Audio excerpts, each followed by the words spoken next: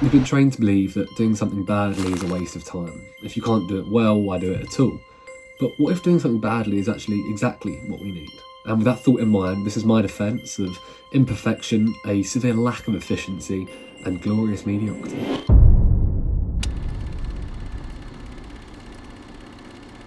At the minute, there's this weird phenomenon, I think, where our downtime is expected to be productive in some way.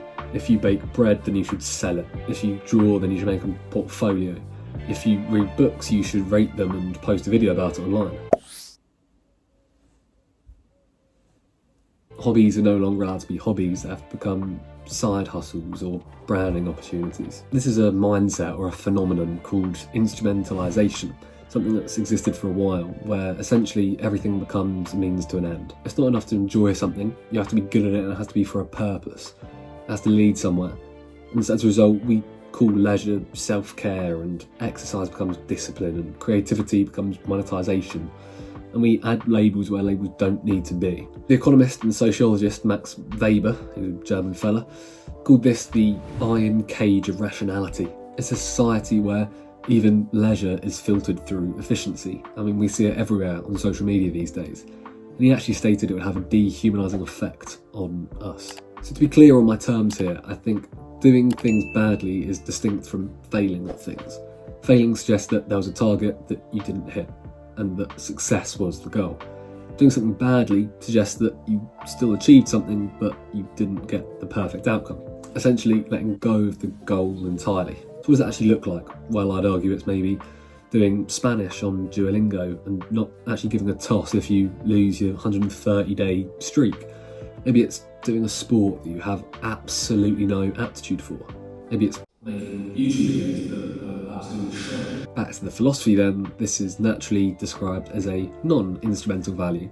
It's doing something purely because it's good to do, rather than the fact it's a project or a grind or a hustle or whatever. I think the language learning community helps me illustrate my point a little bit further. So if you find any language and search up on YouTube how to learn so-and-so, let's say French, you'll find there's two things that every language learner seems to want. And that is, first of all, how to become fluent, and second of all, how to do it in 30 days or a week or 24 hours, which to me is exactly the issue I'm talking about. Unless you are doing it for a job or for professional reasons, I think that misses the entire point of learning a language. I'd suggest that the reason you want to learn a language is so that you can connect with people, so that you can start to get an insight into the culture of that language or the nation you're learning about. It's meant to be something that takes time to cultivate. It's time that you've had to put in so that you can talk to people in their mother tongue. Like, is the reason that you want to become fluent so that you can talk to people extremely well? Because do you need to become absolutely fluent to be able to have a good conversation with people? I suggest you don't. I suggest a far better model of language learning is someone like Chalmer.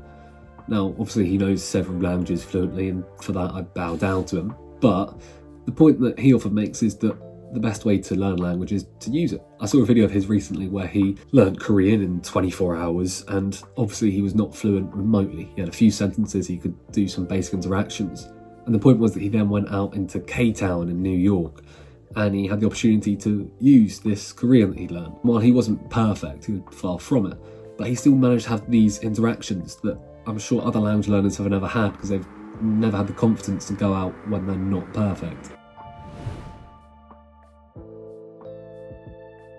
The word amateur comes from the Latin word amator, which is a lover. Someone who did something not for the experience or skill that they had, but because they got actual genuine joy from it. They loved doing it. Nowadays, amateurs are looked down upon. It's a term that means that you're not as good as other people at something. But historically, this wasn't the case. Actually, it was amateurs who were contributing so much simply because they were free to explore. They didn't have the fear of going wrong. And yet today, amateurism is viewed as a failure to monetize. You're not a real musician if you haven't put something out on Spotify. You're not an actual writer if you haven't published something. But that just seems like such a poor way of defining something. I don't see there's any actual real tangible difference between doing something, getting paid for it, and doing something because you enjoy it, at least with things like writing and music and creative endeavours.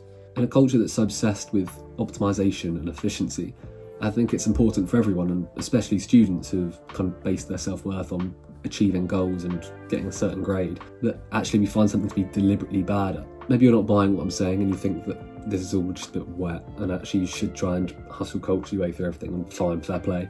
But even if that is the case, I think that going back to being a beginner or an amateur still offers you great chances, because you have to go back to being bad at something. So you rediscover patience and humility and curiosity, which are all things that will help any other endeavours that you're doing anyway, that maybe you've lost in your time because you've become too good to have that same curiosity. My good mate Emily Bronte once said that proud people breed sad sorrows for themselves.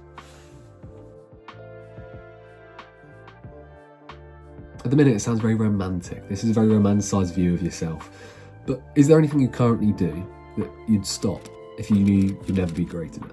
Is there anything you actually do just because you love doing it? It helps you to identify things that you do in a performative way. Things that you do not because you actually enjoy it or because you want to do it, but because you think it will make you be seen another way, because you think that it will help you achieve something in the long run.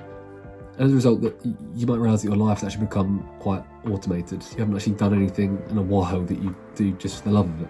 So when you stop trying to be excellent, I think you work out what actually matters to you, not to your boss or your friends or your parents, but actually what you want to do. So let's assume that the goal isn't to try and master everything. Let's just assume for a second that the point is sometimes just to be human. And humans by definition, we're stupid, we're clumsy, we're inefficient, we're gloriously mediocre at many, many things. And if we run with that idea, then there's a few things I want you to do.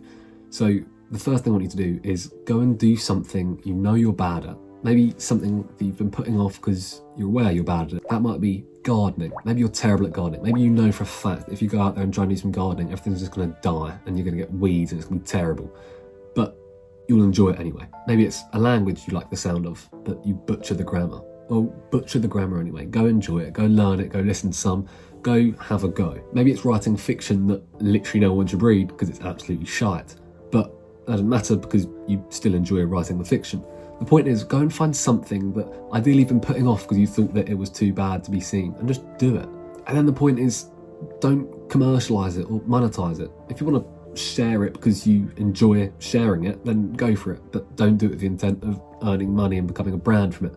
If you don't want to share it and just want to enjoy it in peace, then just do that. The point is, actually do something that you're doing for the enjoyment of it, for the amateur, for the love of doing it, rather than for the expertise and the skill. And the counter to this is try and work out if there's anything that you do, not because it's essential, and also not because it's something you want to do. Is there anything you just kind of have in that weird in-between stage that's something like a filler? Maybe if you catch yourself next time on Reels or whatever, try and work out, is this something you actually want to do? And if it's not that, then is it something that actually helps you achieve anything? And if it's neither of those things, then there's quite little point in doing it. The crux of this entire video is that in a world that seems to want to put a value on everything, maybe the most valuable thing that you can do is something that has no reason at all. I suggest that much worse than doing something badly is by not doing it at all.